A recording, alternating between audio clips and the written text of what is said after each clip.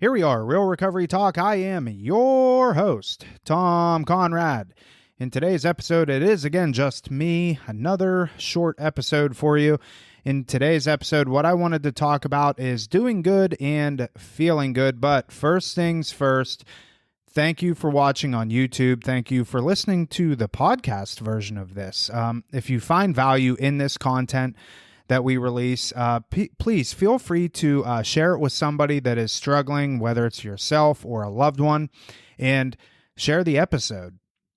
Leave us comments. If you have something that you want to hear us discuss, please feel free to reach out to us. Send us an email, tom@realrecoverytalk.com and ben@realrecoverytalk.com, and we will respond to your email promptly. Chances are, though, we'll probably ask you for your phone number so we can have a direct conversation with you.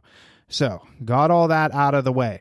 One thing I wanted to discuss today, because this is something that I oftentimes see, especially in the treatment world, doing what I do, working with drug addicts and alcoholics on a daily basis, you tend to start seeing a lot of commonalities with certain things. And one of the biggest things that I see and witness with people in the treatment process is when they're not doing things to improve their well-being, they oftentimes are emotionally a wreck. And this happens all too often, and that's why I wanted to title this Doing Good, Feeling Good. It is important, and there's a few action items that I want to give you, whether it's for yourself or for your loved one, that you can implement pretty much very easily and to start feeling good. And when we are getting sober, this is very important because sobriety, it sucks if we don't feel good. You can remove the drugs, you can remove the alcohol, but if we don't fix ourselves and we're still an emotional wreck, we're not going to stay sober. So just a few things that I wanted to discuss in this episode. So first things first, it's an absolute must. In order to feel good about ourselves and feel good about our sobriety, these things are not something that we can bypass. I'll reference myself. When I first got clean and sober, I was on a litany of medications, and I don't even know if litany is the right word. I was on a lot of medications, and what I found was I was using the medications to help me get through my day-to-day activities. Now, I'm not anti-medication at all whatsoever. I think they serve their purpose for a large population of people. But my own experience was I would take my medications at night and I would pop a DiGiorno pizza in the oven and I would eat a whole pizza right before going to bed. And once I finished the pizza, I would polish it off with a whole pint of Ben & Jerry ice cream, and then I would go to bed. I'd wake up the next morning, take my medications, and I would drink coffee all day long. I did not drink any water. I did not eat any healthy foods.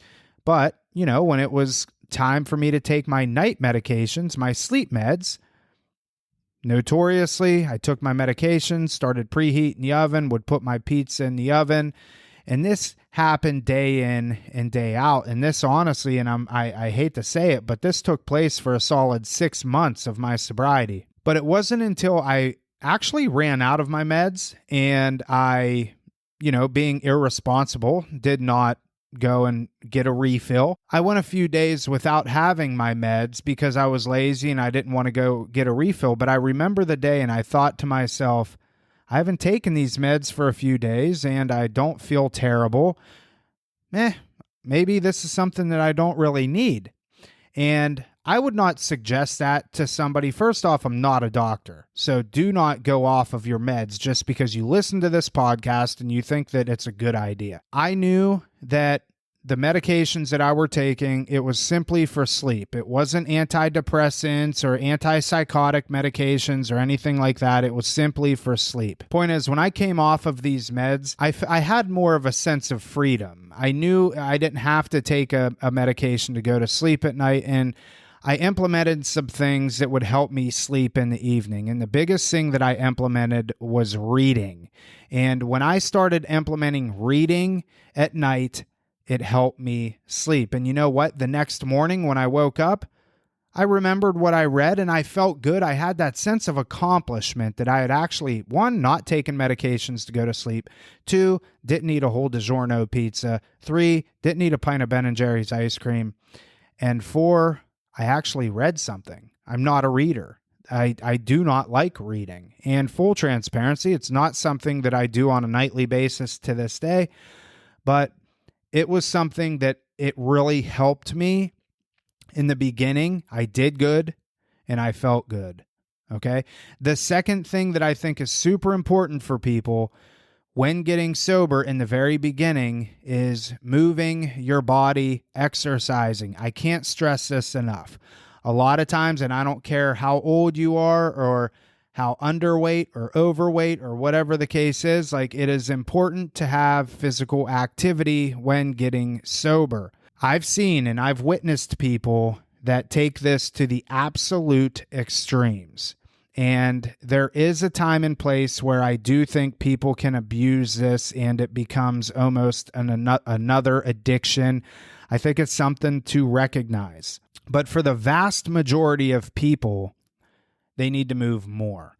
And when I had about 6 months of sobriety, I got my first membership at a gym and it was CrossFit. I drank the juice. I loved it. CrossFit was the best thing that had ever happened to me. I don't do CrossFit today, but I remember the impact that it had on me when I first got sober. When I completed a CrossFit workout, I felt phenomenal. I slept good. My depression was non-existent. I'm a firm believer that there's not a better form of an antidepressant than exercise. So if you're new in sobriety, I don't care where you start or how you go about this. If you're going from not working out at all, just simply go for a couple 10-minute walks per day. And just that small of amount of movement is going to help ante up your sobriety. You're going to feel good about yourself. You're going to get outside. You're going to have that sense of accomplishment. And if you're an avid person in the gym and it's something that you do on a regular basis, congratulations. I'm not talking to you. I'm talking to all the other people that exercise just hasn't been a part of their story. Reading at night, getting good sleep, exercise. And then the other thing that I want to talk about, obviously, is the nutrition component. And I discussed this in the beginning. I ate like garbage. I ate garbage food. I ate DiGiorno pizza. I ate fast food. I ate Ben & Jerry's ice cream. It didn't matter. I can't stress enough the importance of being able to eat a clean diet, a whole foods diet. Now, there's nothing wrong with going out and having a cheeseburger with your friends every now and again and having a burrito at the Mexican restaurant that you enjoy, stuff like that. But I try and tell people to implement the 80-20 rule, which I'm sure that you've heard in the past. 80% of your meals should be clean. They should, and I use air quotes with clean, just nothing that's processed. Proteins, healthy carbs, healthy fats, stuff like that. And then the other 20% of the time, go out, do your thing. Go out and have soda. I don't care. Eat cheeseburgers, tacos, whatever the case, pizza. Focus on, the community aspect of that. One thing that I try and implement, if I'm at home and I'm just there and I'm hungry, I'm not going to go out and splurge on a bunch of junk food. Now, when I go out with my friends and family and stuff and we're going to a restaurant, yeah, I'm probably going to eat something because it's more about the community aspect of it, the socialization, the experience, and the food is part of that. When I'm at home, there's no real reason for me today to have to do that. There's not a large experience that I'm having with my food. It's just I'm eating because I'm hungry, and I try and plan my meals according to that.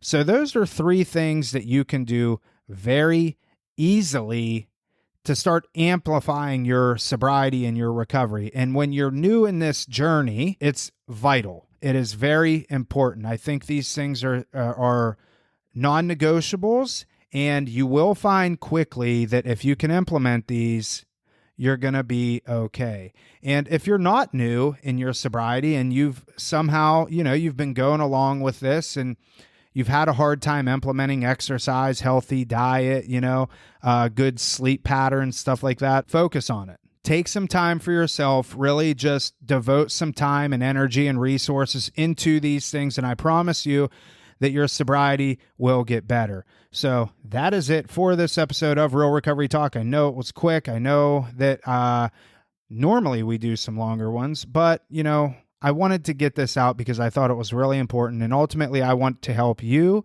turn your mess right there into your message. That is it. We will see y'all later.